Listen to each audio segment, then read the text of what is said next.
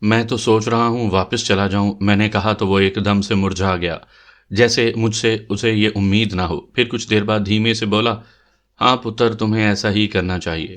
میں نے ایک بار اس کی طرف دیکھا، وہ مجھ سے نگاہیں پھیر کر باہر کی جانب لپک گیا تھا۔ میں اس کی بات سمجھ نہیں سکا، لیکن اس کا لہجہ بہت کچھ بتا رہا تھا، یا پھر میں اپنے تئیں خود ہی اندازہ لگا بیٹھا تھا۔ مجھے احساس ہو گیا تھا کہ میں خطرے میں گھر گیا ہوں، میرا دشمن میرے سامنے تھا۔ اب مجھے انتظار صرف اس بات کا تھا کہ مجھ پر یلغار کس طرف سے ہوتی ہے۔ رات میں اپنے اندازے کے باعث ایک حملے سے بچ گیا تھا، مگر میں یہ پوری طرح یقین سے نہیں کہہ سکتا تھا کہ وہ لوگ میری خاطر آئے تھے۔ ممکن ہے ان کا ہدف کوئی دوسرا ہو۔ مجھے زمان موہل کی طرف جانے کا خیال آیا۔ اس وقت وہی ایک شخص اہم تھا۔ وہ چاہے بھول پن میں مجھ سے ساری باتیں کہہ رہا تھا یا کسی کا پیغام مجھ تک پہنچا رہا تھا، جو بھی تھا اس کی باتوں سے کوئی نہ کوئی سرا ملنے کی امید ضرور تھی۔ بابا خیر دین وہاں سے جا چکا تھا۔ میں اٹھا اور سیل فون والا ڈبہ اٹھا لیا۔ میں ایسا پاگل نہیں تھا کہ سیل فون کے بارے میں جانتا ہی نہ تھا۔ جس طرح میں بہت کچھ سوچ کر یہاں پسٹل تک اپنے ساتھ نہیں لایا تھا، اسی طرح میں نے سیل فون بھی ساتھ نہیں لیا تھا۔ میں خالی ہاتھوں کے ساتھ اس علاقے میں آیا تھا۔ صرف میرے پاس حوصلہ تھا اور میرے من میں وہ سلگتا ہوا ہدف تھا جسے میں نے حاصل کرنا تھا۔ میں جانتا تھا کہ سیل فون کس بلا کا نام ہے۔ یہ اگر بندے کو چھپا بھی لیتا ہے تو بالکل ظاہر بھی کر دیتا ہے۔ یہ جدید ٹیکنالوجی اسی کی جو اس کے بارے میں انفارمیشن رکھے۔ میں تیزی سے وہ ڈبہ کھول رہا تھا تاکہ سیل فون کو کھول کر دیکھوں۔ یہیں مجھے پتا چل جانا تھا کہ پیروزاں کی نیت کیا ہے۔ میں نے ڈبہ کھولا، اس میں سے سیل فون نکال لیا۔ بظاہر اس پر کوئی ایسا نشان نہیں تھا جس سے یہ ظاہر ہوتا کہ اس فون کو اندر سے کھولا گیا ہے۔ میں نے اندر تک اسے دیکھا تو میرا اندازہ درست ثابت ہوا۔ اس فون کے ساتھ چھیڑ چھاڑ کی گئی تھی۔ اگر میں اس میں سم کارڈ ڈال کر اپنے ساتھ لے کر پھرتا تو میرے بارے میں ہر وقت پتہ چلتا رہتا کہ میں کہاں پر ہوں۔ پیروزاں کے ذہن میں کیا تھا، اب یہی فون اس کی نیت کو سامنے لانے والا تھا۔ میں نے وہ ڈبہ بند کیا، اسے جیب میں رکھا، پسٹل نیفے میں اڑسا اور جیپ لے کر ڈیرے سے نکلتا چلا گیا۔ میں جس وقت پھاٹک سے نکلا تھا اسی وقت میری نگاہ سانول پر پڑی جو اپنے ریوڑ کے ساتھ ببول کے درخت تلے کھڑا تھا۔ میں نے اس کے قریب جا کر جیپ روک دی۔ وہ پہلے تو میری جانب نہیں دیکھ رہا تھا، لیکن جیپ رک جانے پر اس نے میری طرف دیکھا تو اس کی نگاہوں میں نفرت پھیلی ہوئی تھی۔ وہ چند لمحے میری طرف دیکھتا رہا، پھر یوں منہ پھیر لیا جیسے مجھ سے کوئی سروکار نہ ہو۔ وہ جیسا بھی تھا، پہلے کبھی اس نے میری طرف یوں نہیں دیکھا تھا۔ میں نے جیپ کو سٹارٹ ہی رکھا اور اتر کر اس کی جانب چلا گیا۔ اس نے مجھے اپنی طرف آتا دیکھ کر رخ میری جانب کر لیا۔ میں نے قریب جا کر سلام کیا تو اس نے بڑی بے دلی سے جواب دیا۔ تب میں نے پوچھا، یار میں نے تمہارا کیا بگاڑا ہے؟ تم کیوں مجھے ایسے دیکھ رہے ہو؟ او جاؤ جاؤ اپنا کام کرو، مجھے تم سے بات نہیں کرنی، اس نے نفرت آمیز لہجے میں کہا تو میں اس کی طرف دیکھتا رہا۔ اس کی طرف سے ایسا اظہار میرے لیے ناقابل فہم تھا۔ وہ اگر پہلے کی مانند کسی خوف کے باعث مجھ سے بات نہ کرتا تو اس کی سمجھ آتی تھی، لیکن وہ اس قدر نفرت سے بات نہیں کرنا چاہتا تھا، یہ میرے لیے عجیب بات تھی۔ یار بات سن، میری تم سے ایسی کیا دشمنی ہے کہ تم مجھ سے بات کرنا ہی پسند نہیں کرتے ہو؟ میں نے عجیب بے چارگی سے کہا تو اس نے میری جانب دیکھتے ہوئے طنزیہ لہجے میں کہا، تیری میری ایسی دوستی بھی کیا ہے کہ میں تم سے بات کروں؟ جاؤ اپنا کام کرو۔ اس کے لفظ پہلی بار مجھے دکھ دے گئے۔ اس قدر حقارت، نفرت اور طنز بھرا لہجہ مجھ سے برداشت ہی نہیں ہو پایا۔ میں بنا کچھ کہے پلٹ کر جیپ کی جانب بڑھ گیا۔ میرا دماغ سلگنے لگا تھا۔ سامعین کرام، آپ سن رہے ہیں ایک جاسوسی اردو کہانی جس کا نام ہے اناگیر۔ یہ اس سلسلے کی قسط نمبر 12 ہے۔ مجھے امید ہے آپ کو میری یہ کاوش پسند آ رہی ہوگی۔ آپ نے اگر ابھی تک میرا چینل کہانی گھر سبسکرائب نہیں کیا تو ابھی میرے چینل کو سبسکرائب کر کے بیل نوٹیفیکیشن آن کر لیجئے تاکہ آنے والی ہر نئی کہانی کی اطلاع بر وقت آپ تک پہنچ سکے۔ لے یوں اس کو چلاتے ہیں، دیکھ، بتا کوئی نمبر اگر تجھے یاد ہے، زمان موہل نے سیل فون کو روشن کرتے ہوئے کہا۔ وہ سم کارڈ ڈال چکا تھا اور اب مجھے کال کرنے کا طریقہ سمجھا رہا تھا۔ میں پیڑے پر بیٹھا اسے دیکھتا رہا۔ مجھے ایک نمبر یاد تھا، میں نے وہ بتا دیا۔ اس نے تیزی سے وہ نمبر پش کیا اور میرے کان سے لگاتا ہوا بولا، دیکھو دوسری جانب بیل جا رہی ہے۔ یار اتنا تو میں جانتا ہوں۔ میں نے سیل فون اس کے ہاتھ سے لے لیا، پھر ٹون جانے کی آواز سنتا رہا۔ کچھ ہی دیر بعد دوسری جانب سے فون رسیو کر لیا گیا۔ وہ چاچا عبدالمجید تھا جس کے پاس میرا بچپن گزرا تھا۔ ہیلو چاچا، میں علی بات کر رہا ہوں۔ اوئے پتر، کی حال ہے تیرا؟ کتھے گواچ گیا ہے؟ بس چاچا، روزی روٹی کے چکر میں یہاں روہی آیا تھا، نوکری جو کرنی ہوئی، اب یہاں ہوں، میں نے جواب دیا۔ کیسے دن گزر رہے ہیں؟ موسم کیسا ہے؟ اس نے پوچھا۔ मौसम पहले तो अच्छा था, बड़ा पुरसकून, लेकिन अब काफ़ी सख्त हो गया है। मैंने जवाब दिया तो चाचा ने पूछा, क्या ख्याल है, वापस कब आना है? देखते हैं, वापस आना है या आगे का कोई काम निकल आए। मैंने जवाब दिया तो दूसरी जानिब खामोशी छा गई। फिर चंद लम्हों के बाद चाचा बोला, मेरे लायक कोई गल बात? बस चाचा, अपनी ख़ास दुआ में याद रखना। मौसम काफ़ी सख्त है, जल्दी जल्दी काम हो जाए। अब भी पता नहीं मैं कहाँ पर हूँ। चल ठीक है फिर, मेरी दुआएं तुम्हारे साथ हैं, उसने कहा और फ़ोन बंद कर दिया। मेरी जानिब से भी फ़ोन बंद हुआ तो ज़मान मोहिल तेज़ी से बोला, यूं बात हो जाती है, जब किसी का फ़ोन आ जाए तो यूं सुनते हैं, देखो मैं कॉल करता हूं तुम्हें। वो कुछ देर तक मुझे फ़ोन के बारे में समझाता रहा और मैं बड़े तहम्मुल से उसकी हर बात समझता रहा। उसे यह बावर हो गया कि मैं सेल फ़ोन के बारे में बिल्कुल भी नहीं जानता। सेल फ़ोन वाले खेल से फरागत मिली तो मैंने पूछा, सुना फिर रत्तो बहड़ की जानिब से कोई खैर खबर? मैंने तो बात नहीं की, लेकिन उड़ती उड़ती खबर मिली है कि पेरोज़ा माई की बात हुई है रत्तो बहड़ से। उसने वही डिमांड की है, अली को दे जाओ और अपनी गायें ले जाओ, या फिर अली में हिम्मत है तो आकर गायें ले जाए। ये रत्तो बहड़ की जिद है या फिर उन राजस्थानियों की? मैंने पूछा। अब मैं ये क्या कह सकता हूँ, उसने बेचारगी से कहा तो मैं चंद लम्हे उसे देखता रहा। फिर पीड़े से उठकर उसकी चारपाई पर लेटते हुए बोला, यार मैं यहाँ पड़ा हूँ, जो होगा देखा जाएगा। जैसे तुम्हारी मर्जी, उसने कंधे उचकाते हुए कहा, फिर उठकर बाहर चला गया। मैं वहीं लेटा रहा, फिर ना जाने कब सो गया। मेरी आंख मुसलसल फ़ोन बजने से खुली। मैंने स्क्रीन पर नंबर देखा तो वो चाचा अब्दुल मजीद का था। मैंने कॉल पिक की तो वो मेरी आवाज़ सुनते ही बोला, बेटा मैंने तेरे लिए दुआ कर दी है, मुझे पूरा यकीन है कि अब तुम्हारे लिए मौसम सख्त नहीं रहेगा। ठीक है, बस आप बुजुर्गों की दुआएं चाहिए, मैंने मिनमिनाते हुए कहा तो चाचा अब्दुल मजीद बोला, वैसे सुना है रोही में दूध मक्खन बहुत होता है, खाओ पियो और खूब कसरत करो, थोड़ा जिस्म बना कर आना। मैं यही सोच रहा हूँ। वैसे खाने पीने की फिक्र नहीं, यहाँ बहुत कुछ मिलता है। कसरत तो आज ही से शुरू कर दूंगा। यहाँ कोई उधर मिज़ार देख लेना, वहाँ से खूब लंगर खाना, दिनों में मोटे हो जाओगे, उसने हंसते हुए कहा तो मैं भी हंसते हुए बोला, ज़रूर, क्यों नहीं, लंगर ही चलेगा। चलो ठीक है, हो सके तो जल्दी चक्कर लगाना, उसने प्यार भरे अंदाज में कहा तो मैंने चंद अलविदाई बातों के बाद फ़ोन बंद कर दिया। शाम ढलने वाली थी जब मैं वापस डेरे पर जा पहुंचा। हस्बे मामूल बाबा खैरदीन चारपाइयाँ बिछाए बैठा था। मुझे देखते ही सीधा होकर बैठ गया। मैं जीप काफ़ी पीछे ही खड़ी करके उसके पास बैठा ही था कि उसने कहा, पुत्र, मीरन शाह जी तुम्हारे बारे में 2 बार पूछ चुके हैं। ठीक है, उसे मेरे आने के बारे में बता दो। मैं ये कहता हुआ चारपाई पर लेट गया। बाबा खैरदीन अंदर चला गया।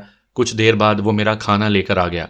मैं खाना खा चुका और बाबा खैरदीन बर्तन लेकर जा चुका तो उसके थोड़ी देर बाद मीरन शाह आ गया और मेरे सामने वाली चारपाई पर बैठते हुए बोला, यार तुम्हें पता तो चल गया होगा कि पेरोज़ा माई की गायें वो रत्तो बोहड़ और उन राजस्थानियों ने। हाँ मैंने सुना। तेरे पास इतने बंदे हैं, तुम छुड़वा क्यों नहीं लेते? ऐसे तो कोई भी तुम्हारी गायें ऊँट मवेशी पकड़ कर ले जाएगा। रत्तो बोहड़ ने यह सब तेरी दुश्मनी में किया है, वो तुझे मांग रहा है। फिर क्या सोचा तुमने? मैंने पूछा। यही कि गायें उनसे वापस लानी है, चाहे जैसे भी लाई जाएं। मैंने 4 लोगों में बैठकर रत्तो बोहड़ से बात की, मगर वहां उसने तुम्हारी जिद रख दी और मैं तुम्हें दे नहीं सकता। इस तरह से मेरे पूरे इलाके में साख खत्म हो जाएगी। यूं गायें भी नहीं छोड़ी जा सकती। अब सीधी सीधी लड़ाई बनती है, वो मैं लड़ूंगा, उसने दबे दबे गुस्से में कहा। मेरे लिए क्या हुक्म है? मैंने सकून से पूछा। ये तुम्हारी मर्जी, यहां रहो, वापस जाओ या फिर हमारे साथ लड़ो, उसने साफ अल्फाज में कहा तो मैं खामोश हो गया। मेरी जानिब से कोई जवाब ना पाकर बोला, देख, अगर तुम वो गायें वापस ले आओ तो जितनी कीमत बनती है उससे दुगना कीमत मैं तुम्हें दूंगा। जितने लोग साथ ले जाना चाहो वो मैं दूंगा। जो खर्च आए करो, ये अब साख बचाने का मामला है, उसने जोश से कहा। ठीक है, मैं कल देखता हूं इस मामले को, मुझे बंदों से मिलवा दो, मैं कोशिश करता हूं कि क्या करना है, मैंने कहा तो वो बेसाख्ता बोला, ये हुई ना बात, वो जिसको मांग रहे हैं वही उनसे गायें ले आए तो पूरे इलाके में खौफ बैठ जाएगा। तो फिर डन हो गया। कल मुझे बंदे मिलवाना, लेकिन बहुत खामोशी से, दुश्मन को पता लगना नहीं चाहिए कि इधर क्या हो रहा है, मैंने कहा। सुबह गोपे पर आ जाना, वहीं सबको मिलवा दूंगा, उसने कहा और फिर इधर उधर की बातों के बाद उठ गया। रात का सन्नाटा फैल गया था। मैं अपनी पूरी तैयारी करके कच्चे कमरे से बाहर निकला और जीप लेकर निकल गया। पेरोज़ा का दिया हुआ फ़ोन मैंने महफूज करके अपनी जेब में डाल लिया और मीरन शाह का दिया हुआ पिस्टल मैंने वहीं कमरे में छोड़ दिया था। मेरे पास चंद घंटे थे और इन्हीं चंद घंटों में वो कुछ करना चाहता था जिससे मैं बहुत सारे अहदाफ हासिल कर लेना चाहता था। میں پوری گیم سمجھ گیا تھا کہ وہ میرے ساتھ کیا کرنا چاہتے ہیں۔ وہ مجھے جس طرح گھیرنا چاہ رہے تھے، میں وہی گیم ان پر الٹنا چاہتا تھا۔ میرا رخ بستی چراغ شاہ کے شمال کی جانب تھا۔ وہاں ایک بزرگ کا مزار تھا۔ وہ بزرگ کون تھا، اس کا مزار کب سے تھا، میں اس بارے میں نہیں جانتا تھا، لیکن پتہ نہیں کب سے وہاں پر عرس بھی ہوتا تھا اور میلہ بھی لگتا تھا۔ لوگ دور دراز سے وہاں حاضری دینے جاتے تھے۔ مجھے وہاں پہنچنے میں تقریباً 15 منٹ لگے۔ میں نے جیپ کچھ فاصلے پر پارک کی اور مزار کے احاطے کی جانب بڑھا۔ رات ہونے کی وجہ سے اکا دکا لوگ وہاں پر تھے۔ میں احاطے میں چلا گیا۔ بڑے سارے پکے صحن میں جھنڈ کے 2 بڑے بڑے درخت تھے، جن کے ارد گرد دائرے میں سیمنٹ کی اتنی بڑی منڈیر بنائی ہوئی تھی کہ لوگ وہاں پر بیٹھ بھی جاتے تھے۔ تقریباً 150 قدم کے فاصلے پر صاحب مزار کا روضہ تھا، جس کا دروازہ اس وقت بند تھا۔ باہر کی جانب کچھ درویش ملنگ لیٹے ہوئے تھے، کسی پر گدڑی تھی اور کسی پر نہیں۔ اس وقت ایسی ہی ایک رات کا وحشت ناک منظر میری نگاہوں کے سامنے پھر گیا۔ مجھے یوں لگا سناٹے میرے چاروں طرف اگ آئے ہوں، چیختی چلاتی آوازوں نے مجھے اپنے گھیرے میں لے لیا ہو، آہیں کراہیں اور چیخیں میرے چاروں جانب پھیل رہی ہوں۔ مجھے لگا جیسے میں پھٹ جاؤں گا۔ اچانک سناٹا چیرتی ہوئی مانوس آواز میرے کانوں سے ٹکرائی، علی بھائی کیسے ہو؟ او شعیب، تم کب پہنچے؟ میں نے اس کے چہرے پر دیکھتے ہوئے کہا۔ وہ میری جانب دیکھتا ہوا مسکرا رہا تھا۔ ہم کل صبح آئے تھے، اس نے دھیمے سے کہا۔ رات کہیں تم ہی تو ڈیرے کی جانب؟ میں نے پوچھا تو اس نے پہلے میری جانب دیکھا، پھر نفی میں سر ہلاتے ہوئے بولا، نہیں ہم نہیں تھے۔ تو پھر وہ کون؟ میں کہتے کہتے رک گیا، پھر تیزی سے بولا، اوکے اس کا پتہ تو بعد میں کرتے ہیں، باقی لوگ کہاں ہیں؟ یہیں ایک بستی ہے بہادر خان چدڑ کی، وہاں پر ہیں، اس نے کہا اور مزار کے احاطے سے باہر جانے کے لیے قدم بڑھا دیے۔ کون کون ہے؟ میں نے اس کے ساتھ چلتے ہوئے کہا۔ جہانگیر، آفتاب اور مدثر، اس نے اختصار سے بتایا۔ چاچا سے رابطہ ہوا؟ میں نے پوچھا۔ اس نے ہمیں بتا دیا تھا، ورنہ کل صبح ہم خود تیرے پاس پہنچ جاتے، تیرے محکمے کے آفیسر بن کر، اس نے کہا اور ہلکا سا کہہ لگا دیا۔ ان کے پاس گاڑی ہے نا؟ میں نے پوچھا۔ ہاں ہے، مگر بات کیا ہے؟ اس نے تجسس سے پوچھا۔ انہیں یہاں بلا لو، تب تک میں تمہیں ساری صورتحال بتاتا ہوں۔ میں نے کہا تو اس نے میری جانب دیکھتے ہوئے پوچھا، آر یو شور؟ بالکل، کیل کانٹے سے لیس ہو کر آئیں۔ میں نے کہا تو اس نے اپنی جیب سے سیل فون نکالا اور کال کرنے لگا۔ 1 آدھ منٹ میں اس نے پوری بات سمجھا دی، پھر فون واپس جیپ میں رکھتے ہوئے پوچھا، معاملہ کیا ہے؟ پہلی بات تو یہ ہے اس وقت میری جیب میں ایک فون ہے جو مجھے ٹریس کر رہا ہے۔ میں ٹریس کرنے والوں کو دھوکے میں رکھنا چاہتا ہوں۔ میں نے سمجھایا تو بات اس کی سمجھ میں آ گئی۔ تب میں اسے بتانے لگا کہ یہاں پر صورتحال کیا ہے۔ ہم طاقتور 4 وہیل میں بیٹھے ہوئے درگاہ سے جنوب کی جانب جا رہے تھے۔ یہ وہ راستہ تھا جو رتو بہڑ کے ڈیرے کی جانب جا رہا تھا۔ یہ تو ممکن ہی نہیں تھا کہ وہ اور اس کے راجستانی دوست چوکنا نہ ہوں۔ وہ میرا انتظار کر رہے ہوں گے، کم از کم میں انہیں غافل نہیں سمجھ سکتا تھا۔ میں نے اپنی جیپ وہیں چھوڑ دی تھی، جس کے ڈیش بورڈ میں پیروزاں کا دیا ہوا سیل فون پڑا تھا۔ میں نے راستے میں ان چاروں کو اپنے پلان کے بارے میں بتا دیا تھا۔ وہ میری بات سمجھ گئے تھے۔ رتو بہڑ کا ڈیرا تھوڑے سے فاصلے پر رہ گیا تھا۔ میں نے سامنے دیکھا اور شعیب کو بتایا، وہ دیکھو سامنے، وہاں جو پیلے رنگ کا بلب روشن ہے وہ ہے ڈیرا۔ کوئی آئیڈیا؟ اس نے ہولے سے پوچھا۔ نہیں، کوئی پتہ نہیں کہ وہاں پر کتنے لوگ ہو سکتے ہیں۔ بس 4 دیواری ہے، اس کے اندر مویشی ہوں گے یا پھر چرواہے، چوکیدار وغیرہ۔ وہ رتو بہڑ؟ اس نے پوچھا۔ وہیں جا کر پتہ چلے گا۔ میں نے کہا تو وہ میری بات سمجھ گیا۔ تبھی اس نے 4 وہیل روکتے ہوئے کہا، کیا خیال ہے پھر وہیں جا کر دیکھتے ہیں؟ کسی نے اس کی بات کا جواب نہیں دیا۔ اس کا مطلب تھا کہ وہ جو چاہتا ہے کرے۔ وہ پوری طرح تیار تھے۔ ایک پسٹل اور کافی سارے میگزین لے لیے تھے۔ آفتاب 4 وہیل بھگاتا ہوا بالکل پھاٹک کے پاس جا رکا۔ ڈیرے کے اندر سے کتے زور زور سے بھونکنے لگے تھے۔ اندھیرا اتنا گہرا نہیں تھا۔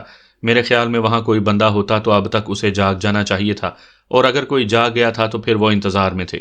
جہانگیر نیچے اترا اور اس نے جا کر پھاٹک کھولنے کے لیے دھکیلا۔ عموماً ایسے پھاٹک یا تو کھلے رہتے ہیں یا پھر اندر سے ایک لکڑی پھنسائی ہوئی ہوتی ہے جسے مقامی زبان میں ہوڑا کہتے ہیں۔ پھاٹک کھلتا چلا گیا تھا۔ ہیڈ لائٹس کی روشنی میں سامنے بڑے سارے صحن میں 200-250 مویشی تھے۔ ان میں بکریاں، گائیں، بیل، بھیڑیں اور اونٹ سبھی شامل تھے۔ کوئی کھڑا تھا اور کوئی بیٹھا ہوا تھا۔ آفتاب نے ہارن دیا جو سناٹے کو چیرتا چلا گیا۔ ہمیں امید تھی کہ کوئی نہ کوئی تو باہر آئے گا، پتہ کرے گا۔ کچھ دیر بعد 2 نوجوان پھاٹک کے پاس اچانک نمودار ہوئے۔ ایک آگے بڑھا تو دوسرا اس کے پیچھے ٹھہر گیا۔ میں سمجھ گیا کہ وہ اس کے قبر پر ہے۔ بلا شبہ ان کے پاس ہتھیار تھے۔ لاشعوری طور پر وہ نوجوان ڈرائیور کی جانب گیا۔ وہ ذرا فاصلے پر اندر دیکھتا ہوا بولا، کیا بات ہے، کون ہو تم؟ او یار، رتو بوہڑ کا ڈیرا یہی ہے؟ آفتاب نے جواب دینے کے بجائے پوچھا تو اس نوجوان نے تیزی سے کہا، ہاں یہی ہے، لیکن تم لوگ کون ہو؟ یار ہم شہر سے آئے ہیں، اس سے تھوڑا کام ہے، آفتاب نے کہا۔ وہ تو یہاں نہیں ہے، وہ اس وقت اپنے گھر ہوگا، نوجوان نے کہا۔ یار پھر اسے کیسے پتا چلے کہ سلمان دولتانہ آیا ہے؟ آفتاب نے کہا تو اس نوجوان نے پوچھا، تمہیں اس کے گھر کا پتہ نہیں ہے؟ میں پہلی دفعہ آیا ہوں، بڑا خجل خراب ہوئے ہیں، لوگوں سے پوچھ پوچھ کر یہاں پہنچے ہیں، یار تم تھوڑی مدد کرو اور اسے بتا دو، اس نے سکون سے کہا۔ تو نوجوان تھوڑا تذبذب میں پڑ گیا، پھر بولا، تم اندر آنا چاہو تو آ جاؤ، اس سے رابطہ کرتے ہیں۔ ٹھیک ہے، آفتاب نے کہا اور مزید کوئی سوال کیے بنا 4 وہیل اندر لے گیا۔ مویشیوں کے درمیان سے کافی راستہ بنا ہوا تھا، سامنے چند کچے کمرے تھے جن کے برآمدے میں کچھ لوگ چارپائیوں پر بیٹھے ہوئے تھے۔ وہ پہلے سے جاگ رہے تھے یا ہمارے آنے سے جاگے تھے، یہ کہا نہیں جا سکتا تھا۔ 4 وہیل کی ہیڈ لائٹس میں وہ سبھی دکھائی دے رہے تھے۔ اچانک ایک شخص پر میری نگاہ پڑی تو میرے لبوں پر مسکراہٹ پھیل گئی۔ وہ بکا راجستھانی تھا، وہی بکا راجستھانی جو مجھے قتل کرنے کے لیے انتہائی بےتاب تھا۔ میں نے ہولے سے سب کو بتا دیا کہ وہ بھی ہمارے لیے ہدف ہو سکتا ہے۔ 4 وہیل سے سبھی اتر گئے تھے، میں سب سے آخر میں تھا۔ آفتاب سمجھ گیا کہ اس نے کیا کرنا ہے۔ وہ چند لوگ تھے، ان کے سامنے دیسی شراب کی بوتل کھلی ہوئی تھی، پیتل کے گلاسوں کے ساتھ جگ اور پلیٹیں دھری ہوئی تھیں۔ وہ موج میں تھے۔ تبھی ایک مقامی نے چارپائی پر بیٹھے بیٹھے وہی سوال جواب شروع کر دیے جو پہلے اس نوجوان نے کیے تھے۔ اتنے میں وہ نوجوان بھی وہیں آ گئے۔ یار تیرے پاس فون ہے تو اسے کر لے، میں اسے کال کر رہا ہوں مگر وہ فون اٹھا ہی نہیں رہا، تم کر کے دیکھ لو، شاید اٹھا لے تیرا فون، آفتاب نے جواب دیا۔ چل بکا، تو لگا کے دیکھ فون، ایک شخص نے کہا تو وہ اپنی جیب سے فون نکالنے لگا۔ ان کے سوال جواب اور باتوں میں ہم نے چاروں طرف اچھی طرح دیکھ لیا تھا، کوئی سامنے نہیں تھا، کوئی کمرے میں ہوگا تو اس کے بارے میں کچھ نہیں کہا جا سکتا تھا۔ یہی وہ وقت تھا جب ہم نے ایکشن لینا تھا۔ میں نے ہلکی سی مخصوص سیٹی بجائی تو سبھی نے ہتھیار نکال کر انہیں کور کیا۔ کوئی بھی نہیں ہلے گا، جو ہلا وہ مر جائے گا، آفتاب نے غراتے ہوئے کہا تھا نا وہ بڑا شاطر ہے۔ بکا راجستھانی نے یہ کہتے ہوئے اپنا ہاتھ نکالا تو وہ خالی تھا۔ کون شاطر؟ آفتاب نے پوچھا۔ وہی پیروزاں کا دلال، تمہیں اسی نے بھیجا ہے نا؟ اسی نے کہا ہی تھا کہ جہانگیر آگے بڑھا اور اس کی گردن پر ہاتھ ڈال کر بولا، میں تیرا باپ ادھر ہی کھڑا ہوں، پہچانتے ہو مجھے؟ چل اٹھ، اس نے کہا اور بکا کو چارپائی سے گھسیٹ لیا۔ ایسے میں ایک بندے نے دلیری دکھائی اور کسی شیر کی طرح جہانگیر پر جھپٹا، لیکن تب تک میں نے کوہنی اس کے سینے پر ماری اور وہ اوخ کی آواز کے ساتھ چارپائیوں کے درمیان گر گیا۔ زیادہ وقت نہیں ہے، میں نے آواز بدل کر کہا تو ہم چاروں نے ان کے ارد گرد فائر کر دیے۔ وہ ایک دم سے سہم کر چارپائیوں کے ساتھ لگ گئے۔ میں نے بکا کو ٹھوکروں پر رکھا تو وہ مزاحمت کرنے کے لیے اٹھا۔ میں نے پسٹل کا دستہ اس کے سر پر مارا تو وہ وہیں ڈھیر ہو گیا۔ چل سب باہر، مدثر نے فائر کرتے ہوئے کہا تو وہ سبھی اٹھ گئے۔